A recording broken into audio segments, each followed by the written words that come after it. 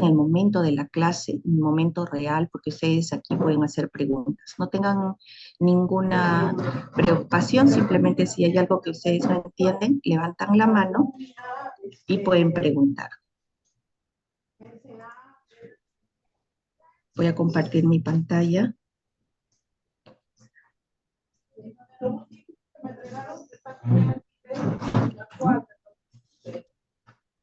La segunda.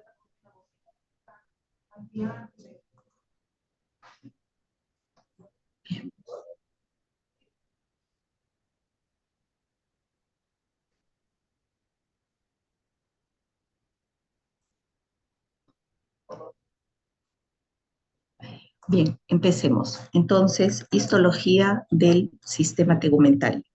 El sistema tegumentario, como ya sabemos, es el sistema que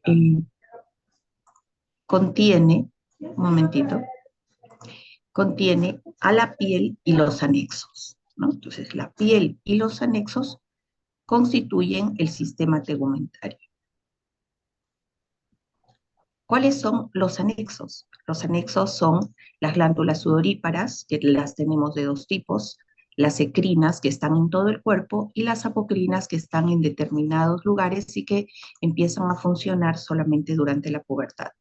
Otro anexo son las glándulas sebáceas, que son glándulas que acompañan a los folículos pilosos, siempre están cerca a los pelos porque sus conductos desembocan dentro del conducto del folículo piloso. El siguiente anexo son los pelos y luego están las uñas. En lo que se refiere a la piel, es importante saber que la piel es el órgano más grande de nuestro cuerpo. Uy, un momentito, no estamos grabando. Un momentito.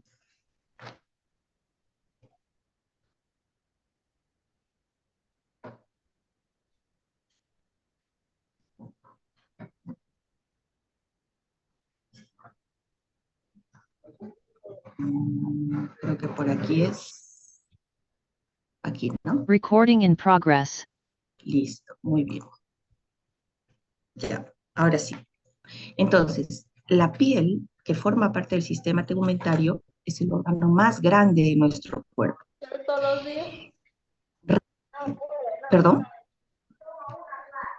Cubre la superficie corporal y constituye el 16% del peso corporal total.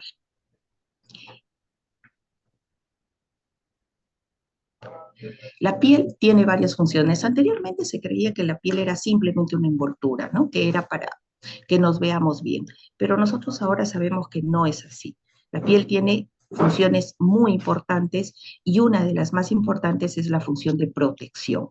La piel nos protege contra las lesiones que podrían ocasionarnos el ambiente que nos rodea, nos protege nuestros órganos internos de raspones, de lesiones en general, de abrasiones, nos protege de las picaduras de los insectos, de invasiones bacterianas, de invasiones micóticas, de la desecación y sobre todo de la desecación. ¿Por qué? Porque si no tuviéramos piel, los fluidos de nuestro cuerpo se evaporarían, ¿no? Todos los líquidos que se encuentran en los espacios intercelulares se evaporarían.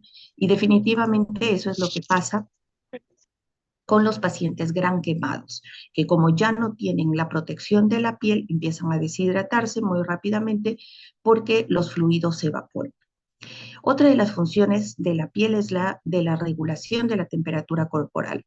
No solamente porque la piel tiene la hipodermis, que es una capa de la piel que está conformada por tejido adiposo y que es el tejido que se encarga de mantener la temperatura corporal, sino porque además la piel controla o regula la temperatura controlando el calibre de los capilares sanguíneos. Por ejemplo, cuando afuera hace mucho calor, cuando el medio que nos rodea está muy frío, los capilares sanguíneos de la piel, sobre todo de las zonas más alejadas del centro del cuerpo, estos vasos sanguíneos se espasman, se cierran. ¿Para qué? Para que la sangre se acumule en el centro del cuerpo, en los órganos internos, que son los órganos más importantes. Al contrario, cuando hace calor, estos capilares se dilatan y se dilatan en toda la piel, de tal manera que irradiamos el calor, sacamos el calor de nuestro cuerpo. Otra de las funciones importantísimas de la piel es la recepción de sensaciones, como por ejemplo el tacto, la temperatura, el dolor.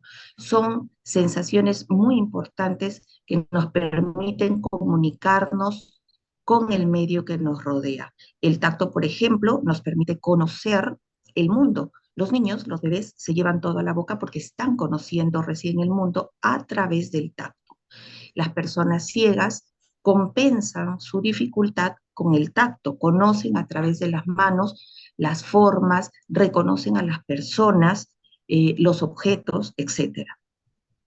La temperatura y el dolor son dos sensaciones que nos permiten protegernos, ¿no? Cuando alguna estructura nos produce dolor, nosotros inmediatamente nos vamos a alejar de ese objeto. Cuando está caliente, lo mismo, porque sentimos la temperatura alta y sabemos que eso nos va a dañar.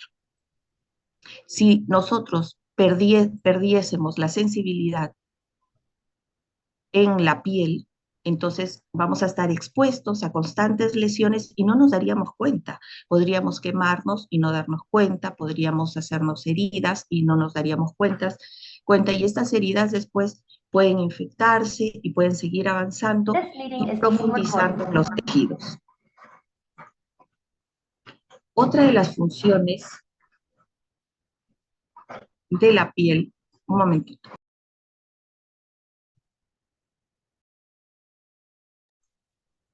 Otra de las funciones de la piel es la excreción. La excreción es eliminar a través del sudor sustancias que son nocivas para nuestro organismo. El sudor nos sirve para dos cosas. Una, para la regulación de la temperatura corporal también, porque nos permite liberar el calor de nuestro cuerpo. Y en segundo lugar, porque hay muchas sustancias, residuos del metabolismo celular y de la homeostasis de nuestro cuerpo que van a ser excretadas a través del sudor. Y por último, la función de absorción. La piel nos permite absorber los rayos ultravioleta que nuestro organismo necesita para la síntesis de la vitamina D. Y ustedes ya saben que la vitamina D es muy importante para el desarrollo de los huesos, también es importante para nuestro sistema endocrino. La piel entonces está formada por tres capas. La capa más externa se llama epidermis y es la más delgada, pero es la capa que protege a nuestro cuerpo. La epidermis está formado por un epitelio plano estratificado queratinizado. Ya ustedes leyeron el capítulo de epitelios, saben la clasificación de epitelios, entonces ya se pueden dar cuenta que la epidermis es un epitelio plano estratificado queratinizado. Queratinizado, ¿por qué? Porque sus células producen una proteína que se llama queratina y esta queratina es muy importante porque le confiere a la epidermis las características de impermeabilidad y resistencia. La segunda capa de la piel es la dermis. Bueno, una característica de la epidermis que es propia de los epitelios es que no tiene vasos sanguíneos. Luego viene la epidermis. La epidermis es la capa que se encuentra la dermis es la capa que se encuentra debajo de la epidermis. La dermis se divide en dos zonas. La dermis que está inmediatamente por debajo de la epidermis, como ustedes pueden ver aquí que la epidermis no es una estructura que tenga una capa basal recta, sino que produce estas ondas. Y en estas invaginaciones en la epidermis se adentra el tejido conectivo laxo de la dermis. Toda esta dermis que se encuentra aquí en estos espacios y un poquito por debajo se llama dermis papilar. La dermis papilar entonces es la que se encuentra inmediatamente en contacto con la epidermis. En la zona más profunda, es decir, desde aquí hasta abajo, se encuentra la dermis reticular. La dermis reticular, a diferencia de la dermis reticular está hecha de tejido conectivo denso y regular porque está compuesta por gruesas fibras de colágeno dispuestas de manera aleatoria. Entonces es un tejido conectivo denso y regular, con fibras de colágeno dispuestas de manera aleatoria. En la dermis también vamos a encontrar fibras elásticas. Entonces, la segunda capa de la piel, recapitulando, la segunda capa de la piel, la dermis, se divide en dermis papilar y dermis reticular. En la dermis reticular vamos a encontrar los anexos de la piel. Aquí encontraremos los folículos pilosos, siempre acompañados de una glándula sebácea. Vamos a encontrar aquí también las glándulas sudoríparas de tipo ecrinas y en las axilas, en la región perineal y en la areola del pezón encontraremos también glándulas sudoríparas apocrinas. También encontraremos aquí vasos sanguíneos, vasos linfáticos y algunas células del sistema inmunológico dispersas, como linfocitos, por ejemplo. En cambio, en la dermis papilar, que es la que está inmediatamente debajo de la epidermis, aquí tenemos tejido conectivo laxo.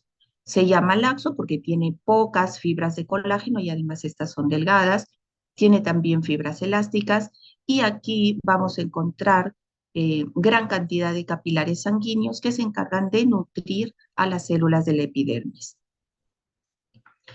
La tercera capa de la piel es la hipodermis o tejido celular subcutáneo. La hipodermis o tejido celular subcutáneo está formada por nidos de células adiposas, llamadas adipocitos, que están separados estos nidos por tejido conectivo laxo. La hipodermis se encarga de mantener el calor dentro de nuestro cuerpo y también sirve como un acolchonamiento que protege nuestro cuerpo de los traumas físicos, de los golpes. A veces algunos anexos pueden penetrar hasta el tejido celular subcutáneo, como por ejemplo los folículos pilosos. Vamos a ver ahora cada una de las capas de la piel, ¿no? Este es un corte histológico de la piel. Ya hemos explicado que un corte histológico es un corte de tejido que tiene 3 micras de espesor y que está puesto sobre un vidrio que se llama vidrio portaobjetos. 3 micras de espesor es un poquito más delgado que una hoja de cebolla, ¿no? Que una hojita de cebolla. Luego este tejido se colorea, en este caso esta es la coloración estándar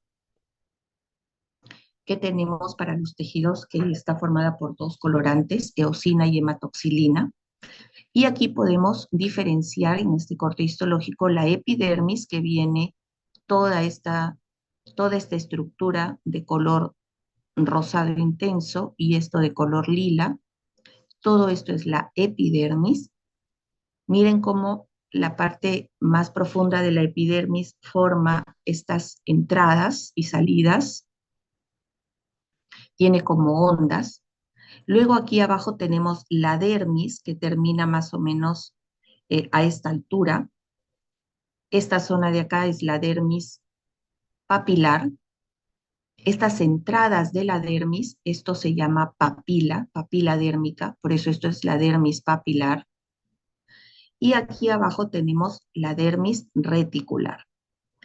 Desde esta zona hacia abajo podemos ver estos grupos de adipocitos. Los adipocitos, las células de la grasa, siempre se van a ver así, como membranitas azules y como si el espacio estuviera vacío. Y es que realmente en este momento está vacío, porque durante el proceso que pasa este tejido para que lo podamos ver al microscopio, es un proceso en el cual va a pasar por varias sustancias, entre ellas alcohol, silol, y todo ese proceso va a entrar en parafina, todo ese proceso hace que la grasa de los adipocitos se pierda. Entonces lo vamos a ver siempre como espacios vacíos. Vemos entonces aquí epidermis, dermis, hipodermis. En este momento ustedes están viendo en su pantalla al lado derecho, esto es un corte histológico solamente de la epidermis, solamente de la epidermis. Ya a la izquierda tenemos un esquema de la epidermis para que ustedes puedan comprender mejor la histología de la epidermis. Bien, hemos dicho que la epidermis es un epitelio plano estratificado queratinizado. Pero ustedes me dirán, es plano, pero yo veo que estas células de aquí no son planas. Los epitelios planos estratificados se caracterizan porque tienen varias capas de células, pero las capas iniciales nunca son planas. Solamente las últimas capas son de células planas. Miren aquí en el esquema, podemos ver que conforme van madurando las células y van subiendo los estratos, cada vez se van a ir volviendo más aplanadas. Y se le llama por eso epitelio plano, ¿no? Plano estratificado. Bien, la epidermis entonces tiene 5 capas. Empecemos de la más profunda a la más externa. La primera capa, que es la primera fila de células, está de aquí, viene por aquí y luego por acá. Este se llama estrato basal. En nuestro esquema lo pueden diferenciar mejor. Este es el estrato basal. El estrato basal es solamente la primera fila de células y está conformada por 3 grupos celulares. En primer lugar, y el más abundante, son los queratinocitos. Los queratinocitos son células que van a formar todos los estratos de la epidermis. Entonces, los más abundantes aquí son los queratinocitos. Estos que ustedes ven en el esquema de color rosado son los queratinocitos. Pero aquí tenemos otros 2 grupos de células. Uno son los melanocitos y las células de Merkel, que al microscopio no las podemos diferenciar, pero sí las podemos ubicar. Por ejemplo, aquí tenemos uy, eh, esta célula que se ve el citoplasma blanco y solamente el núcleo muy oscuro. Esto podría ser o un melanocito o una célula de Merkel. Ellas se parecen. Bien, los queratinocitos entonces son las células más abundantes que hay aquí en la epidermis y en el estrato basal también son las más abundantes y tienen la característica de que en el estrato basal las células tienen la característica de que pueden entrar en mitosis, van a dividirse para formar células hijas, nuevas células hijas, eh, para reemplazar las células viejas del epitelio. Las células hijas entonces nacen y luego conforme van madurando van a ir subiendo y saliendo a la superficie de la epidermis. Esta proliferación se lleva a cabo gracias a 2 sustancias que estimulan la mitosis de los queratinocitos. Una es la interleucina 2 alfa, perdón, 1 alfa, y el factor de crecimiento epidérmico. El siguiente grupo celular en el estrato basal, entonces, son los melanocitos. Los melanocitos, acá vemos un melanocito, son las células que tienen como función sintetizar la melanina. La melanina es el pigmento que le da color a nuestro cuerpo, pero la melanina no sirve solamente para dar color, sino que la melanina sirve para proteger a la información genética de la célula y que los rayos ultravioletas no afecten esta información genética, porque cuando las células son dañadas por los rayos ultravioletas, lo que va a pasar es que al alterarse los cromosomas de las células se van a formar tumores malignos. El cáncer de la piel tiene como causa principal los rayos solares excesivos. Por eso es que en los lugares donde hay más sol durante todo el año, la gente tiene piel más oscura. Y en los lugares donde el sol no aparece durante varios meses, la gente tiene piel clara. Claro que ahora con la globalización y las facilidades que hay para viajar de un lugar a otro, pues ya todo se ha hecho una mezcolanza, ¿no? Bien, y los melanocitos fabrican esta melanina. Como ustedes pueden ver aquí en el esquema, el melanocito tiene muchos brazos, ¿no? Tiene unas prolongaciones citoplasmáticas que van a entrar en contacto con los queratinocitos de las siguientes filas, o sea, con estos queratinocitos, y les van a transmitir el pigmento. Los melanocitos fabrican la melanina, la empaquetan en unas estructuras que se llaman melanosomas, y luego transmiten estos melanosomas a las células, a los queratinocitos que están en las siguientes capas, y estos se tiñen. Un melanocito con los queratinocitos que entran en contacto con la célula forman una unidad melanoepidérmica. Unidad melanoepidérmica. El siguiente grupo celular que encontramos en el estrato basal son las células de Merkel. Al microscopio óptico, las células de Merkel no las podemos diferenciar de los melanocitos, se ven igual, pero tienen una función diferente. Las células de Merkel están en contacto con terminaciones nerviosas sensoriales y son receptores táctiles, ¿no? Son receptores táctiles. Bien, entonces, eso es el estrato basal. El siguiente estrato es el estrato espinoso. El estrato espinoso es el más ancho.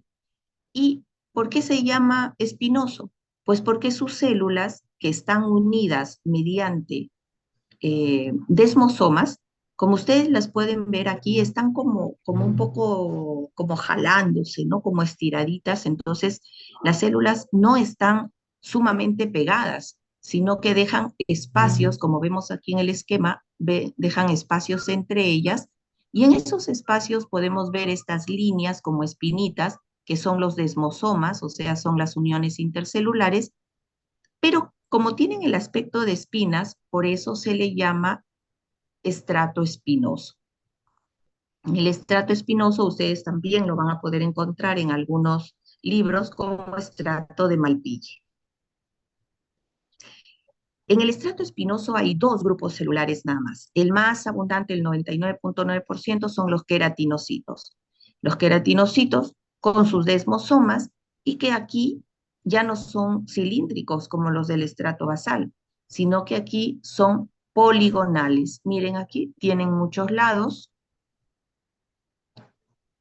y tienen un núcleo redondo central. El siguiente grupo celular son estas células que ustedes ven aquí, que tienen un citoplasma blanco y un núcleo bien oscuro.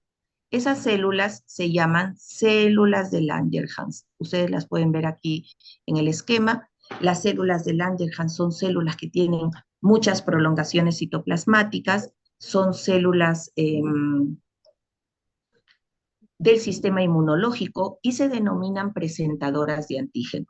¿Por qué se denominan presentadoras de antígenos? Porque estas células, las células de Langerhans, son vigías que están en constante movimiento por la epidermis, vigilando, y cuando algún agente extraño entra a la epidermis, estas células de Langerhans lo fagocitan, lo comen, y luego lo procesan, sacan una muestra de este agente extraño, y luego se movilizan, salen de la epidermis, entran a la dermis, atraviesan toda la piel y se van a dirigir al primer ganglio linfático que encuentren, al que esté más cercano a su ubicación, y allí van a presentar la información de este antígeno a los linfocitos T. Los linfocitos T son, ustedes saben, los soldaditos de nuestro cuerpo. Entonces, por esto, debido a esta función, es que las células de Langerhans se denominan células presentadoras de antígeno. El tercer estrato que ustedes ven acá es el estrato, es granuloso. El estrato granuloso se llama así porque los queratinocitos, en este estrato solamente hay queratinocitos. Los queratinocitos que se encuentran aquí contienen gránulos de queratohialina en su citoplasma, muchos gránulos de queratohialina. Y eso le da a esta zona, ustedes pueden ver aquí, ese aspecto más oscuro. Bien, hasta aquí los queratinocitos y todas las células que están en la epidermis estaban vivas, pero sobre todo los queratinocitos, ¿no? Los queratinocitos en el estrato basal, en el estrato espinoso y en el estrato granuloso están vivos. Pero aquí mueren. Al salir de este estrato, los queratinocitos mueren y llegan al siguiente estrato, que es el estrato lúcido. En el estrato lúcido, como los queratinocitos ya están muertos, ya no los vamos a llamar queratinocitos, sino que los vamos a llamar corneocitos. Corneocitos. Aquí, si bien es cierto, los queratinocitos están muertos, pero todavía mantienen sus uniones intercelulares, todavía mantienen sus desmosomas. Y algunos pueden mantener también sus núcleos, aunque han perdido sus otros organelos, mantienen el núcleo. Y finalmente, el último estrato de la epidermis es el estrato córneo. Igual que el estrato lúcido, aquí también hay solamente corneocitos, o sea, solamente células muertas. Solamente que aquí los corneocitos ya han perdido sus uniones intercelulares, han perdido el núcleo, han perdido todos sus organelos y todo lo que se encuentra dentro de la célula ha sido reemplazado por queratina. Entonces, recapitulemos: estrato basal, queratinocitos, melanocitos y células de Merkel. Estrato espinoso, solamente queratinocitos y células de Langerhans. Estrato granuloso, queratinocitos con gránulos de queratoyalina. Y en el estrato lúcido y en el estrato córneo, corneocitos que en el estrato lúcido mantienen sus uniones intercelulares y sus núcleos, y en el estrato córneo ya lo han perdido todo. Aquí podemos ver, ustedes en las diapositivas, yo se las voy a pasar, está la información, aquí ustedes pueden ver toda.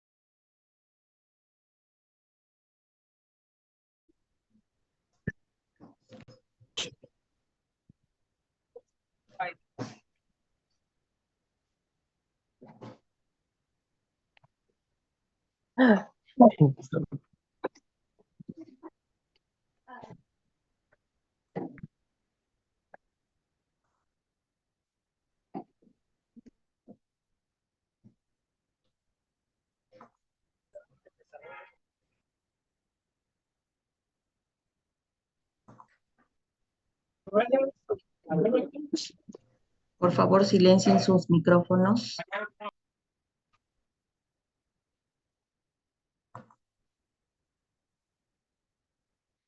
Sí.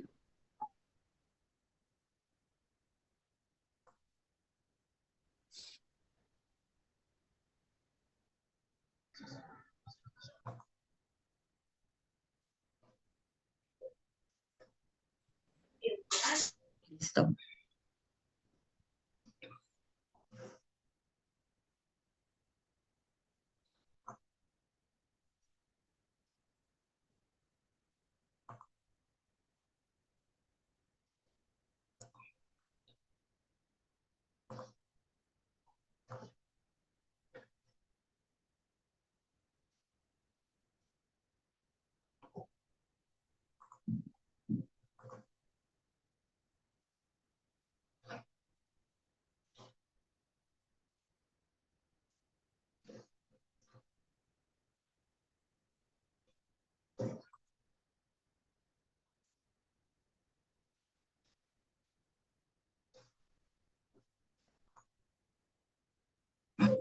Bien. A ver.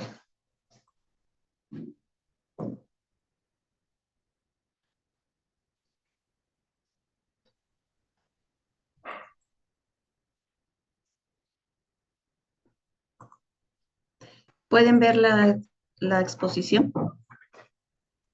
Sí, Miss. Sí, Ya, doctora. Sí, perfecto. doctora. Perfecto, perfecto. Listo, empezamos. Entonces, Doctora, sí, ¿podría grabar la clase, por favor? sí, sí, sí. Gracias, gracias por hacerme Ya un les poco. doy. Ahorita,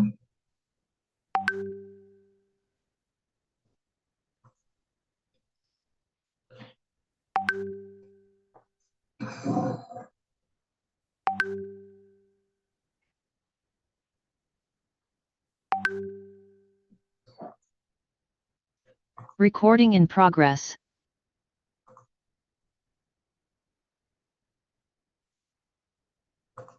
bien, entonces, este es otro corte histológico donde vemos solamente la epidermis. Miren que el estrato basal aquí se nota muy, muy claramente. Vemos que son células cilíndricas. Aquí pueden ser de cúbicas a cilíndricas. Vemos esta célula que tiene el citoplasma blanco como si estuviera vacío y aquí también otra, ¿no? Entonces podemos deducir que una de estas es un melanocito y la otra es una célula de Merkel.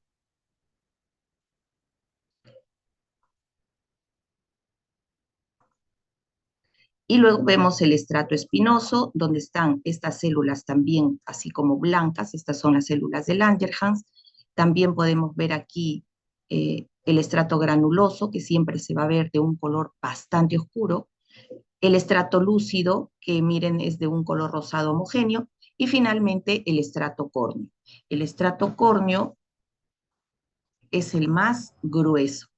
Podemos decir que eh,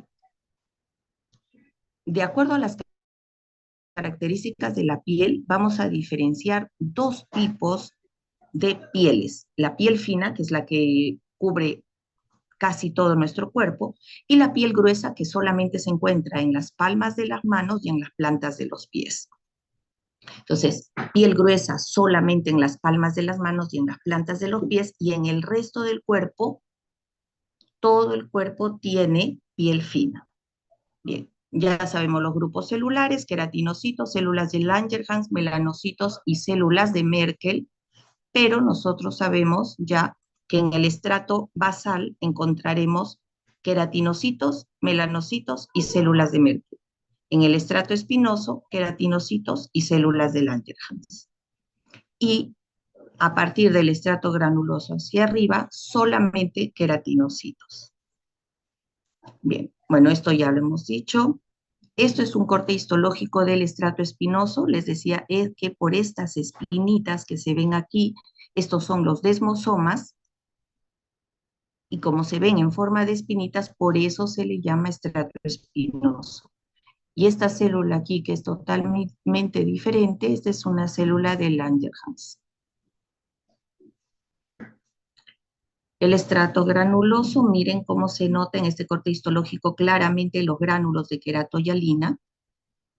Vemos aquí el estrato lúcido también, que es esta porción homogénea, y por fuera el estrato córneo.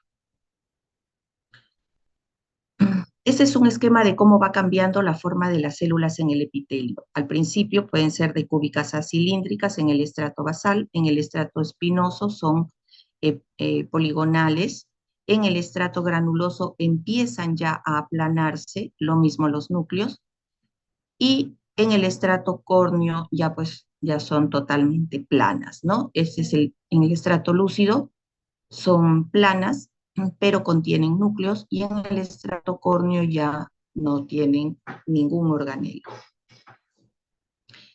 El color de la piel y el color de nuestro pelo depende de los melanocitos, ¿no?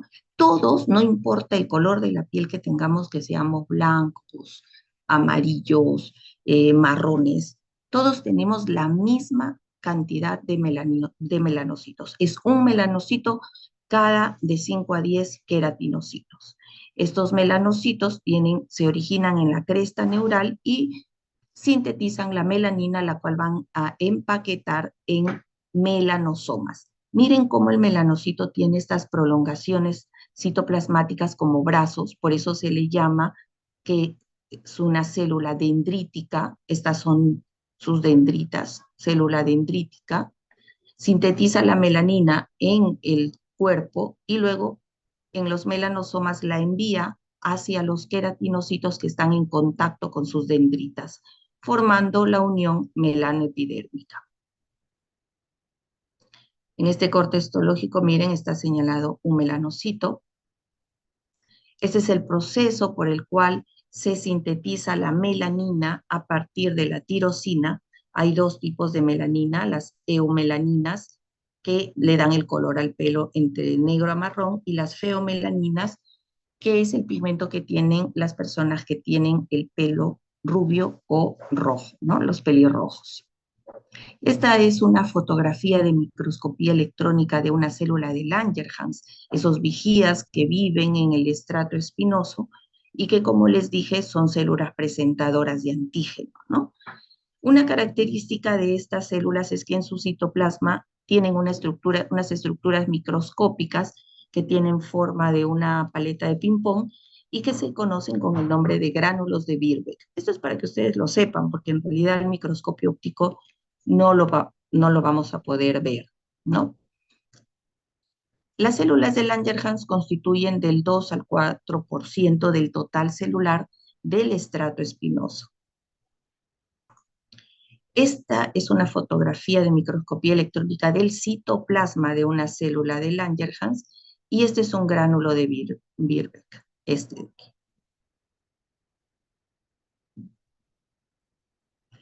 Esta es una coloración especial para teñir a las células de Langerhans y poder ubicarlas. Esto es una inmunohistoquímica.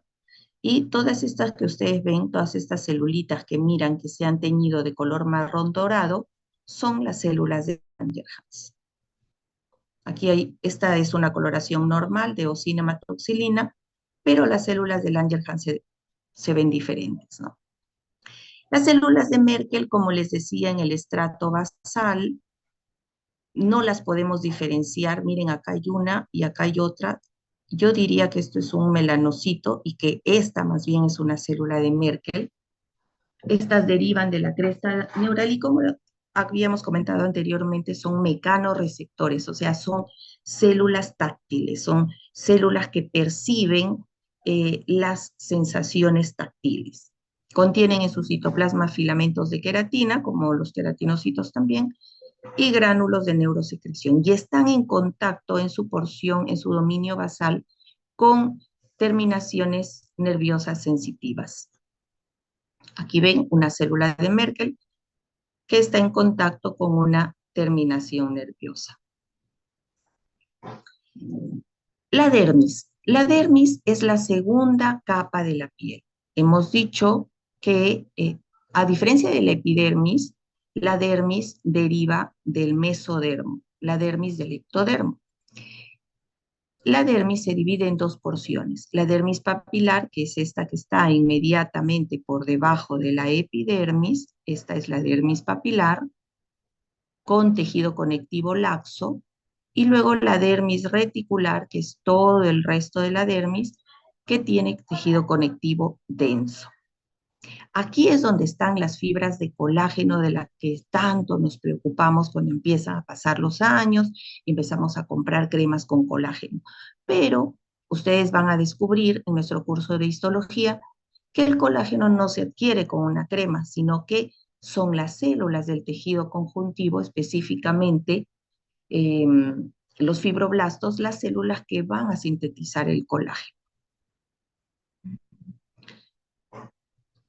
Esta es la dermis papilar, tejido conectivo laxo que se encuentra formando las papilas dérmicas, o sea, estas zonas dentro de la dermis, y que están franqueadas a ambos lados por estas evaginaciones de la dermis que se llaman crestas epidérmicas. O sea, esta estructura donde la epidermis entra a la dermis, esto se llama cresta epidérmica. Y esta zona de acá se llama papila dérmica. ¿Qué vamos a encontrar en las papilas dérmicas? Gran cantidad de vasos sanguíneos que se encargan de nutrir a las células de la epidermis. Encontraremos también estructuras táctiles como los corpúsculos de Meissner y los bulbos de Krauss. Van a estar aquí en las papilas dérmicas y además células células de nuestro sistema inmunitario como macrófagos, células plasmáticas y células cebadas, y también los fibroblastos, que son las células que van a fabricar este tejido, ¿no? El tejido conectivo laxo. Aquí hay colágeno de diferentes tipos, pero que el que predomina es el colágeno tipo 3. Les aconsejo que vayan haciendo su cuadrito sobre el colágeno. Hay colágenos, un montón de tipos, hagan su cuadro hasta el tipo 22, porque son muy frecuentes las preguntas sobre qué tipo de colágeno predomina en dónde. Entonces, en el tejido conectivo laxo de la dermis papilar predomina el colágeno tipo 3. Por debajo viene la dermis reticular. Miren que es diferente. Esta se tiñe más intensamente. Podemos ver claramente las fibras de colágeno, que son bastante gruesas, que están dispuestas de una manera aleatoria, desordenada. Y aquí, en la dermis reticular, que es todo esto, miren las fibras de colágeno, son todas estas que estoy señalando, gruesas. Esto le da una estructura histológica muy diferente a la dermis papilar. Podemos diferenciarlas claramente. Dermis papilar de dermis reticular.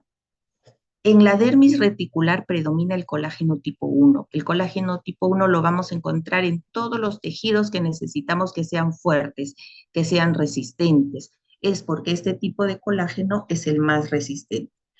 Pero además aquí vamos a encontrar fibras elásticas que son más gruesas que las fibras elásticas que hay en la dermis papilar. Otras estructuras como los proteoglucanos, por ejemplo el sulfato de dermatán, que también lo promocionan mucho en las cremas, pero como ustedes pueden ver, pues la epidermis es impermeable, entonces no van a pasar esas cremas para acá. Y las mismas células que encontramos en la dermis papilar también las encontramos acá, ¿no? Con la diferencia de que en la dermis reticular ya podemos encontrar uno que otro adipocito, o sea, uno que otra célula del tejido graso. Y aquí en la dermis reticular encontraremos los anexos, ¿no? Las glándulas sudoríparas, las glándulas sebáceas y los folículos pilosos. Y así como acá teníamos receptores táctiles, que dijimos que eran el bulbo de Krauss, ¿no? Y Meissner, en la dermis reticular encontramos también otros receptores táctiles, que para esta zona es el corpúsculo de Batter-Pacini y el corpúsculo de Ruffini. El aparato reticular está formado por las crestas epidérmicas, que son estas, y las papilas dérmicas. La suma de estas estructuras forma el aparato reticular de la piel. Cuando yo les pregunte en el examen qué estructuras forman el aparato reticular de la piel, ustedes me dirán las papilas dérmicas y las crestas epidérmicas. La hipodermis, la última capa de la piel.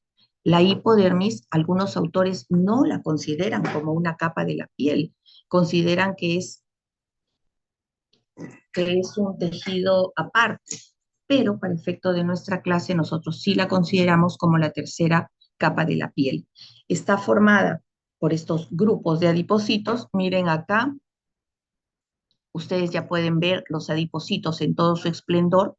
Se ve su membrana celular, pero por dentro lo vemos vacío. Y los núcleos están siempre desplazados a la periferia de la célula. Estos son los núcleos de los adipocitos. Y los grupos de adipocitos están separados por tejido conectivo laxo. La hipodermis constituye la fascia superficial de disección anatómica macroscópica. ¿Qué significa eso? Que cuando a un cadáver, o por ejemplo a un animal, le queremos sacar la piel, la vamos a separar del cuerpo por esta capa, o sea, en la epidermis. Este es un esquema de cómo están distribuidas las células. Miren los adipocitos con sus núcleos siempre en un lado, marginados, ¿no? Y ahora los anexos.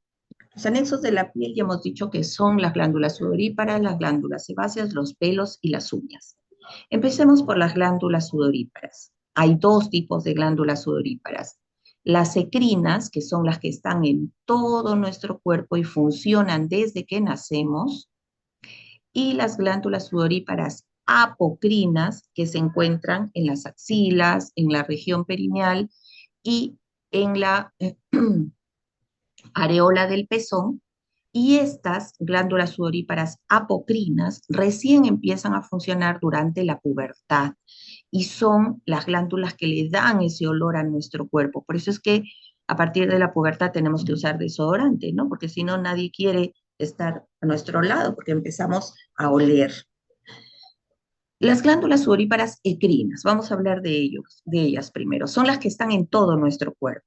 Funcionan desde el nacimiento y son glándulas tubulares enrolladas. ¿Qué significa? Miren, estas dos de acá son glándulas sudoríparas ecrinas. Es un tubo que está en su base enrollado, pero que luego sale hacia el exterior, atraviesa la epidermis y se abre a través de un poro hacia la superficie de la piel. Estos son cortes histológicos de glándulas sudoríparas ecrinas. Por su tipo de secreción, las glándulas sudoríparas son de tipo merocrino. ¿Qué significa eso? Pues que la célula no se altera para nada cuando libera su secreción. Tiene dos porciones. La porción secretora, que es la porción que fabrica el sudor, es esta de aquí. Esta es la porción secretora. La porción secretora está formada por un epitelio cúbico simple, pero que tiene dos tipos de células oscuras y células claras. Las células oscuras van a sintetizar el componente mucoide, mucoso del sudor, y las células claras el componente seroso, o sea, el componente líquido. Estos dos componentes se mezclan y sale esa textura del sudor que no es totalmente líquido, pues, ¿no? En cambio, la porción secretora, o sea, la porción que forma el tubo que va a salir al exterior, tiene un epitelio cúbico estratificado, o sea, dos filas de células, una capa luminal y una capa basal.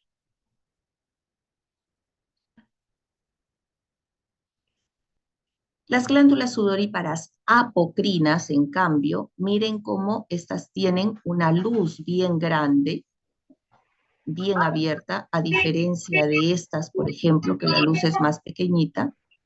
Aquí la luz es mucho más grande y estas glándulas tienen un epitelio cúbico acilíndrico simple. En todas partes de la glándula es un solo tipo de epitelio. Por favor, bloqueen sus micrófonos. Un epitelio cúbico acilíndrico simple. Y por debajo de estas células, dentro de la membrana basal del epitelio, hay unas células que son las células mioepiteliales, que son células que tienen capacidad contráctil y que ayudan a expulsar el producto de estas glándulas. Estas no desembocan a la piel, sino que desembocan directamente al folículo piloso. Entonces, imagínense, al folículo piloso desembocan las glándulas sudoríparas apocrinas y las glándulas sebáceas. Estas, las apocrinas, ya les dije que empiezan a funcionar recién a partir de la pubertad. Hay dos tipos de glándulas sudoríparas apocrinas modificadas. Una son las glándulas sudoríparas apocrinas que se encuentran en el conducto auditivo externo, que son las glándulas ceruminosas, y son las que producen la cerita de la oreja. La cerita de la oreja no es sucio, no es mugre, tiene una función protectora. Y luego tenemos las glándulas sudoríparas apocrinas modificadas, glándulas de Moll que se encuentran en los párpados. Este es un corte histológico de glándulas sudoríparas apocrinas. Su secreción es de tipo apocrino. ¿Qué significa eso? Miren, esta cosita que le sale aquí adelante, como una gotita. Eso es porque cuando estas células liberan su producto, pierden una porción de su citoplasma, o sea, liberan el producto en conjunto con una porción de citoplasma. Aquí podemos ver, estas son las apocrinas y estas son las ecrinas. Miren que son totalmente diferentes. Como las apocrinas desembocan en el folículo piloso, siempre van a estar al lado de un pelo. En cambio, las ecrinas no, estas se abren directamente a la piel. Por eso es que en la piel gruesa, en las palmas de las manos y en las plantas de los pies, solo encontramos glándulas sudoríparas ecrinas, o sea, solo este tipo de glándulas. Las glándulas sebáceas. Las glándulas sebáceas son glándulas de tipo holocrino. ¿Qué significa eso? Que para liberar su producto la célula se destruye totalmente. Son células de tipo lobulillar, no son como las anteriores que eran tubulares, estas son de tipo lobulillar. ¿Qué quiere decir? Que son agrupamientos de células epiteliales, miren, que forman un lobulillo. Un lobulillo es como un racimo de uvas. Y su conducto secretor pues se abre al folículo piloso, ¿no? Sintetizan el sebo que es un compuesto de diferentes tipos de grasa que tiene como función lubricar y proteger al folículo piloso, lubricar y proteger al pelo. El conducto secretor en su porción final, cuando ya se abre el folículo piloso, está tapizado de un epitelio plano estratificado, no queratinizado.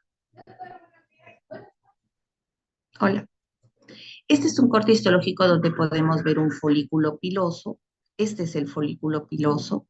Aquí están las células epiteliales porque los pelos, como todas las glándulas, ustedes habrán leído su capítulo de glándulas, los epitelios, las células epiteliales se imaginan para formar glándulas, se agrupan para formar glándulas, y también los pelos. Entonces, miren, la epidermis se invagina y forma el folículo piloso. Y los queratinocitos que se van formando y van envejeciendo, que en la piel forman el estrato córneo, en los folículos pilosos van a formar los pelos. Aquí vemos una glándula sebácea que desemboca al folículo piloso y el músculo erector del pelo es este que está aquí. Son unos musculitos que al contraerse levantan al folículo piloso y nos dan esa apariencia de piel de gallina que se forma cuando tenemos frío o cuando tenemos miedo, ¿no? Se forma la piel de gallina y además los vellitos se paran. Eso es gracias a estos músculos. Este es el músculo erector del pelo. Entonces miren este folículo piloso con sus glándulas sebáceas. Aquí hay un lobulillo, aquí hay otro, y por aquí tenemos otro. Siempre donde ustedes vean una glándula sebácea, ahí hay un pelo. No puede estar la glándula sebácea sin el pelo. Y este es un corte longitudinal de un folículo piloso, ¿no? Los pelos son de diferentes tipos. Tenemos los vellitos que son finos, cortos, los pelos terminales que son los pelos de la cabeza, del pubis, son pelos duros, gruesos, largos. Y los recién nacidos pues traen unos pelitos muy delgaditos que luego se caen, que se llama la nube.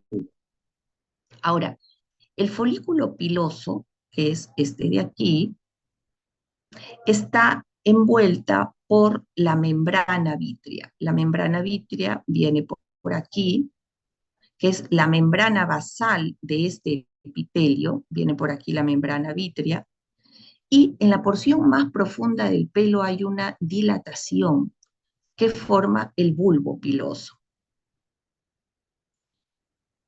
No tengo aquí un esquema del bulbo piloso, pero es esta porción, la parte más profunda del pelo, y aquí hay una papila dérmica también, hay una invaginación de la dermis.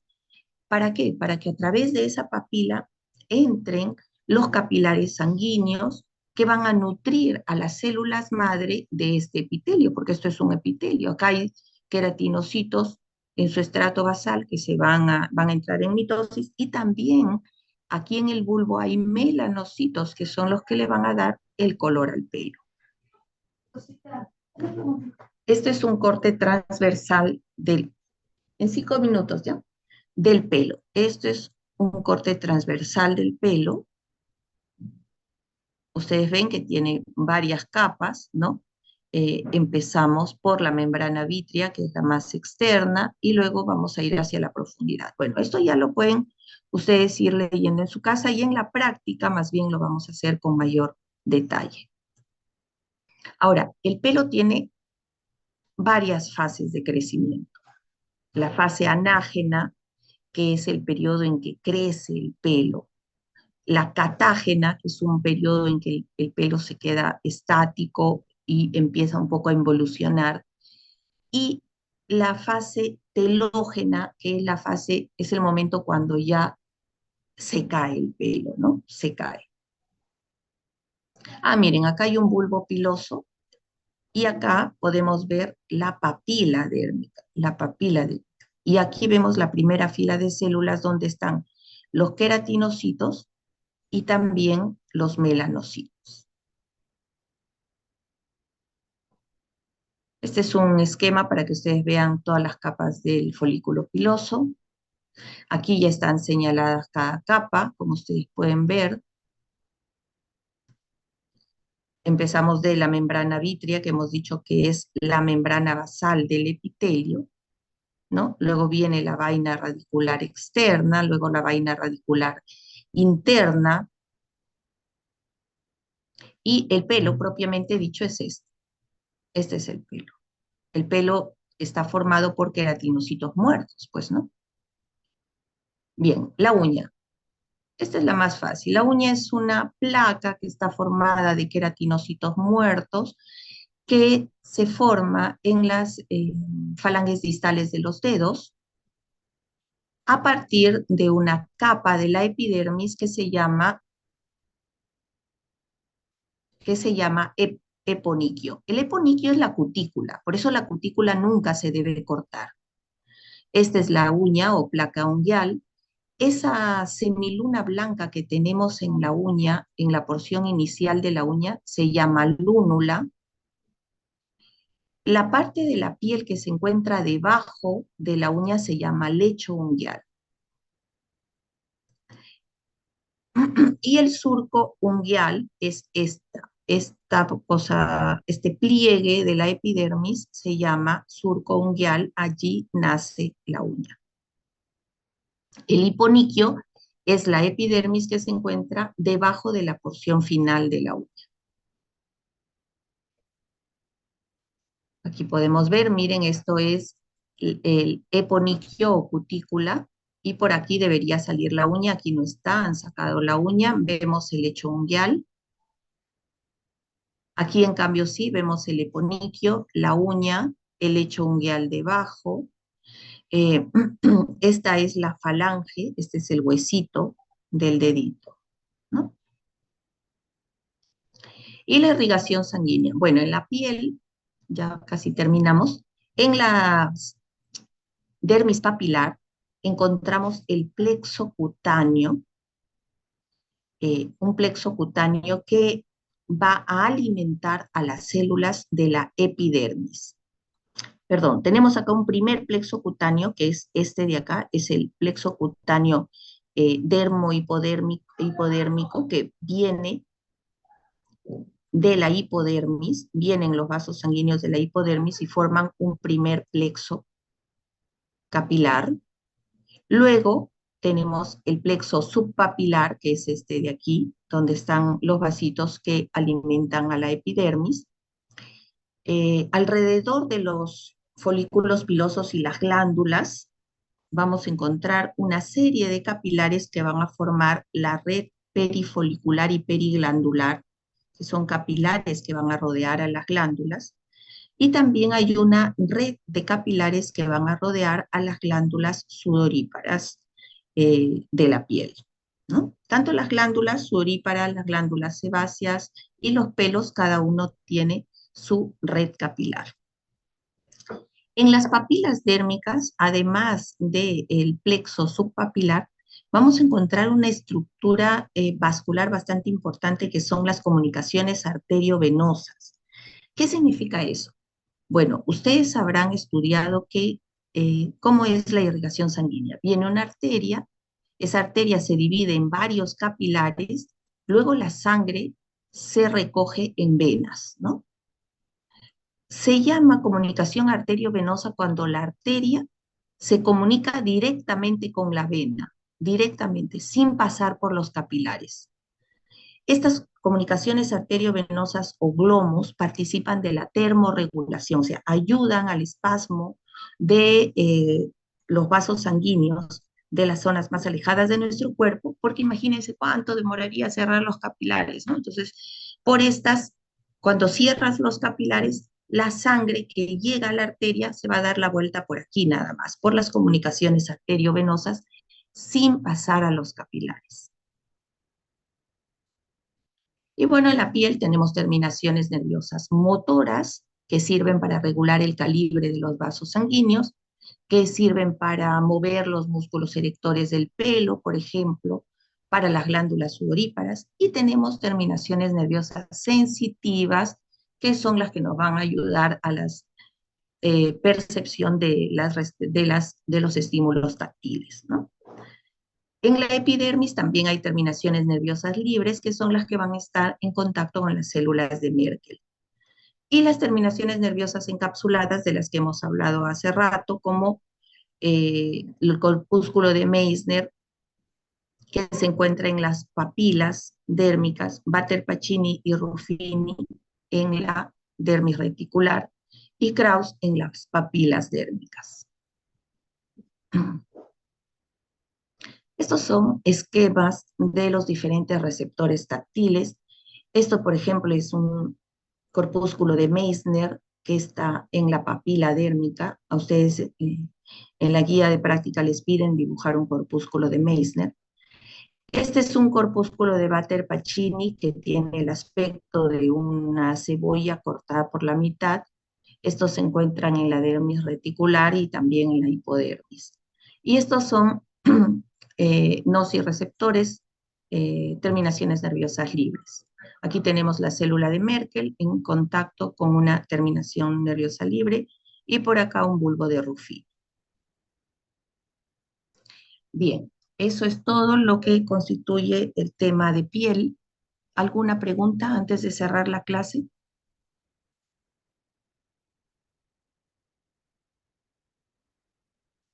¿No hay preguntas? Doctora, disculpe, ¿nos va a pasar ¿Sí?